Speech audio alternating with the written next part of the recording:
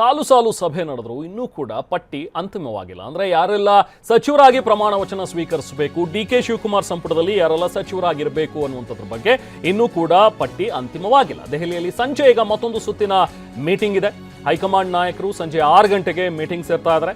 2 ಗಂಟೆ ಕಾಲ ನಡೆದಂತಹ ಖರ್ಗೆ ನಿವಾಸದಲ್ಲಿ ನಡೆದಿದ್ದಂತಹ ಒಂದು ಸಭೆ, ಸೊ ಅದು ಅಂತ್ಯವಾಯಿತು. ಖರ್ಗೆ ನಿವಾಸದಲ್ಲಿ ಸಭೆ ನಡೆಸಿ ಅದಾದ ನಂತರ ಎಲ್ಲರೂ ನಾಯಕರು ತೆರಳಿದ್ದಾರೆ. ಬಟ್ ಈಗ ಮತ್ತೆ ಸಂಜೆ 6 ಗಂಟೆಗೆ ಸಭೆ ಸೇರ್ತಾರೆ ಅನ್ನುವಂಥದ್ರ ಬಗ್ಗೆ ನಮಗೆ ಸಿಕ್ಕಿರುವಂತಹ ಒಂದು ಎಕ್ಸಾಕ್ಟ್ ಮಾಹಿತಿ. ಸೊ ಸಂಜೆ 6 ಗಂಟೆಗೆ ಮತ್ತೊಮ್ಮೆ ಸಭೆ ಸೇರ್ತಾರೆ. ಆಲ್ಮೋಸ್ಟ್ ಈ ಸಂಜೆ ನಡೆಯುವಂತಹ ಸಭೆಯಲ್ಲಿ ಒಂದು ಫೈನಲ್ ಡಿಸಿಷನ್, ಒಂದು ಫೈನಲ್ ಪಟ್ಟಿ ಸಿದ್ಧವಾಗಿ ಅದು ಹೊರಬರುತ್ತೆ ಅನ್ನುವಂಥದ್ರ ಬಗ್ಗೆ ಎಲ್ಲರೂ ಕೂಡ ನಿರೀಕ್ಷೆಯಲ್ಲಿದ್ದಾರೆ.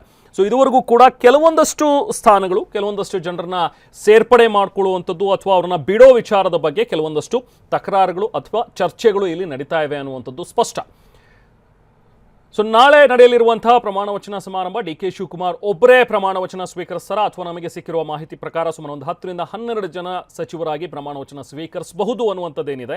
ಅದರಲ್ಲಿ ಯಾರಿರ್ತಾರೆ ಯಾರಿರಲ್ಲ ಅನ್ನುವಂಥದ್ದು ಈಗ ಸದ್ಯಕ್ಕೆ ಕುತೂಹಲ. ದೆಹಲಿಯಲ್ಲಿರುವ ನಮ್ಮ ಪ್ರತಿನಿಧಿ ಪ್ರಮೋದ್ ಮತ್ತಷ್ಟು ಡೀಟೇಲ್ಸ್ ನೀಡ್ತಾರೆ. ಪ್ರಮೋದ್, ಇವತ್ತು ಈಗ ತಾನೇ ನಡೆದಂತಹ ಒಂದು ಸಭೆ ಏನಿತ್ತು, ಆ ಮೀಟಿಂಗ್ ನಲ್ಲಿ ಏನೆಲ್ಲ ವಿಚಾರಗಳು ಚರ್ಚೆಗೆ ಬಂದಿವೆ? ಈಗ ಪ್ರಮುಖವಾಗಿ ಈಗ ಮತ್ತೆ ಸಂಜೆ ಏನು ಮೀಟಿಂಗ್ ಮಾಡ್ತಾ ಇದ್ದಾರೆ, ಆಲ್ಮೋಸ್ಟ್ ಸಂಜೆ ಫೈನಲ್ ಆಗಬಹುದಾ ಆ ಲಿಸ್ಟ್? ಸೊ ಯಾರ ಒಂದು ಸೇರ್ಪಡೆ ಅಥವಾ ಯಾರನ್ನ ಡಿಲೀಟ್ ಮಾಡೋ ವಿಚಾರವಾಗಿ ಹೆಚ್ಚು ತಕರಾರು ಅಥವಾ ಚರ್ಚೆಗಳು ನಡೀತಾ ಇವೆ? ಈಗ ಇನ್ಸೈಡ್ ಮಾಹಿತಿ ಏನು ಲಭ್ಯವಾಗಿದೆ ಇದ್ರ ಬಗ್ಗೆ ಪ್ರಮೋದ್? ರೆಹಮಾನ್, ತಕರಾರುಕ್ಕಿಂತ ಹೆಚ್ಚಾಗಿ ಇನ್ನೂ ಕೂಡ ಒಂದು ಲೀಸ್ಟ್ ಫೈನಲೈಸ್ ಆಗ್ತಾ ಇಲ್ಲ. ವೆರಿ ಇಂಪಾರ್ಟೆಂಟ್ಲಿ ಅಥವಾ ಸಿದ್ದರಾಮಯ್ಯ ಮತ್ತು ಡಿ.ಕೆ. ಶಿವಕುಮಾರ್ ಇಬ್ಬರ ಪಟ್ಟಿ ಕೂಡ ಇದೆ. ಹೀಗಾಗಿ ಇಬ್ಬರ ಪಟ್ಟಿಯಲ್ಲಿ ಯಾರನ್ನ ಜೊತೆಗೆ ಸಿಂಕ್ರನೈಸ್ ಮಾಡಬೇಕು ಅನ್ನುವಂಥದ್ದು ಕೆಲವೊಂದಿಷ್ಟು ಕಾಮನ್ ಹೆಸರುಗಳು ಇರ್ತಾ ಇದೆ. ಅಟ್ ದ ಸೇಮ್ ಟೈಮ್ ಈ ಸಾಮಾಜಿಕ ಸಮೀಕರಣ ಕೂಡ ಮಾಡಬೇಕಾಗುತ್ತೆ, ಈ ಜಾತಿ ಸಮೀಕರಣ ಕೂಡ ಮಾಡಬೇಕಾಗುತ್ತೆ. ಈ ಎಲ್ಲ ಪಟ್ಟಿಗಳಿಗೆ ಸಂಬಂಧಪಟ್ಟಂತೆ ಈ ಬಾರಿ ಹೈಕಮಾಂಡ್ ಕೂಡ ಹೆಚ್ಚಿನ ಮಹತ್ವವನ್ನು ಅಥವಾ ತನ್ನದೇ ಆದಂಥ ಒಂದಿಷ್ಟು ಆಯ್ಕೆಗಳನ್ನು ಮಾಡುವಂಥ ಸಾಧ್ಯತೆ ಇದೆ. ಈ ನಿಟ್ಟಿನಲ್ಲಿ ಹೈಕಮಾಂಡ್ ಕೂಡ ಸ್ವಲ್ಪ ಸಮಯವನ್ನು ತೆಗೆದುಕೊಂಡಿದೆ. ಇವತ್ತು ಮಲ್ಲಿಕಾರ್ಜುನ್ ಖರ್ಗೆ ಅವರ ನಿವಾಸದಲ್ಲಿ ನಡೆದಂಥ ಸಭೆಯಲ್ಲಿ ಕೆಲವೊಂದಿಷ್ಟು ಗಂಭೀರವಾದಂಥ ಚರ್ಚೆಗಳಾಯಿತು. ಮೊದಲು ಸಿದ್ದರಾಮಯ್ಯನವ್ರನ್ನ ಕರೆದು ಮಾತನಾಡಲಾಯಿತು, ಅವರಿಂದ ಸಂಪೂರ್ಣ ಮಾಹಿತಿಯನ್ನು, ಸಂಪೂರ್ಣ ವಿವರವನ್ನು ಪಡಲಾಯಿತು. ಅದಾದ ಬಳಿಕ ಮತ್ತೆ ಡಿ.ಕೆ. ಶಿವಕುಮಾರ್ ಅವರಿಂದಲೂ ಕೂಡ ಮಾಹಿತಿ ಕಲೆ ಹಾಕಲಾಗಿದೆ. ಅವರು ಕೂಡ ಅವ್ರದ್ದೇ ಆದಂಥ ಪಟ್ಟಿಯನ್ನು, ತಮ್ಮ ಬೆಂಬಲಿಗರ ವಿವರವನ್ನು ನೀಡಿದ್ದಾರೆ.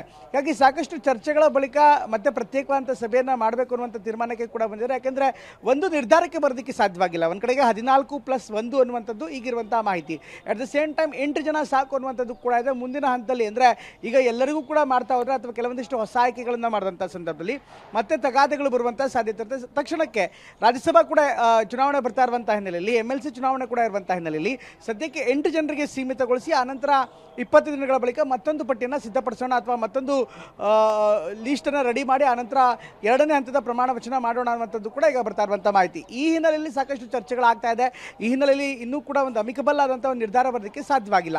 ಈ ಎಲ್ಲ ಬೆಳವಣಿಗೆಗಳ ನಡುವೆ ಈಗಾಗಲೇ ರಾಹುಲ್ ಗಾಂಧಿ ಕೂಡ ಈ ಒಂದು ಲೀಸ್ಟನ್ನು ನೋಡ್ತಾ ಇದ್ದಾರೆ. ಸಂಜೆ 6 ಗಂಟೆಗೆ ಬಹುಶಃ ಪ್ರಧಾನ ಕಾರ್ಯದರ್ಶಿಗಳು ಹೆಚ್ಚಾಗಿರ್ತಾರೆ. ರಾಹುಲ್ ಗಾಂಧಿ ಬರುವಿಕೆ ಬಗ್ಗೆ ಇನ್ನೂ ಕೂಡ ಕನ್ಫರ್ಮ್ ಆಗಿಲ್ಲ. ಬಹುಶಃ ಸಂಜೆ ಮತ್ತೊಮ್ಮೆ ಬಂದರೆ ಮತ್ತೊಂದು ಸುತ್ತಿನ ಮಾತುಕತೆ ಆದರೆ ಅದಾದ ಬಳಿಕ ಅಂತಿಮವಾದಂಥ ಲೀಸ್ಟ್ ಪ್ರಿಪೇರ್ ಆಗುವಂಥ ಸಾಧ್ಯತೆ ಇರುತ್ತೆ. ಇದಕ್ಕೆ ಸಂಬಂಧಪಟ್ಟಂತೆ ಈಗಾಗಲೇ ಕೆಲವೊಂದಿಷ್ಟು ನಾಯಕರು ಇನ್ನೇನು ಕೆಲವೇ ಹೊತ್ತಿನಲ್ಲಿ ಬಂದೇ ಬರುತ್ತೆ ಅಂತ ನಿರೀಕ್ಷೆ ಮಾಡ್ತಾ ಇದ್ದಾರೆ. ಮತ್ತೆ ಕೆಲವರು ಕರ್ನಾಟಕ ಭವನದಲ್ಲೇ ಅನೇಕ ಶಾಸಕರು ಕೂತು ಕಾಯ್ತಾ ಇದ್ದಾರೆ ಲೀಸ್ಟ್ ಬರುವಿಕೆಗೋಸ್ಕರ. ಯಾರ್ಯಾರು ಸಚಿವಾಕಾಂಕ್ಷಿಗಳಿದ್ದಾರೆ ಇನ್ನೂ ಕೂಡ ನಾಯಕರನ್ನ ಬೆಂಬಲಿಸಿ ಅಥವಾ ನಾಯಕರನ್ನ ಭೇಟಿಯಾಗಿ ತಮ್ಮ ಮನವಿಯನ್ನು ಮಾಡೋದು ಇನ್ನೂ ಕೂಡ ಮುಂದುವರಿಸಿದ್ದಾರೆ. ಹೀಗಾಗಿ ಸಾಕಷ್ಟು ಒತ್ತಡ ತಂತ್ರಗಳು ನಡೀತಾ ಇದೆ. At the same time negotiation ಕೂಡ ತುಂಬ ಜಾಸ್ತಿ ಆಗ್ತಾ ಇದೆ. ಈ ಬಾರಿ ಡಿ.ಕೆ. ಶಿವಕುಮಾರ್ ಕೂಡ ಗಟ್ಟಿಯಾದಂಥ ಪಟ್ಟನ್ನು ಮಾಡಿಕೊಂಡಿದ್ದಾರೆ. ಅಥವಾ ಸಿದ್ದರಾಮಯ್ಯನವರು ಕೂಡ ತಮ್ಮ ಬೆಂಬಲಿಗರಿಗೆ ಸ್ಥಾನವನ್ನು ಕೊಡಿಸೋದ್ರಲ್ಲಿ ಸಾಕಷ್ಟು ಪ್ರಯತ್ನವನ್ನು ಮಾಡ್ತಾ ಇದ್ದಾರೆ. Rehman, right, thank you Pramod. ಇನ್ನೂ ಕೂಡ ಪಟ್ಟಿ ಅಂತಿಮವಾಗಿಲ್ಲ. ಆಲ್ಮೋಸ್ಟ್ ಇವತ್ತು ಸಂಜೆ ನಡೆಯಲಿರುವಂತಹ ಒಂದು ಸಭೆಯಲ್ಲಿ ಪಟ್ಟಿ ಅಂತಿಮಗೊಳ್ಳುವಂತಹ ಸಾಧ್ಯತೆಗಳಿವೆ.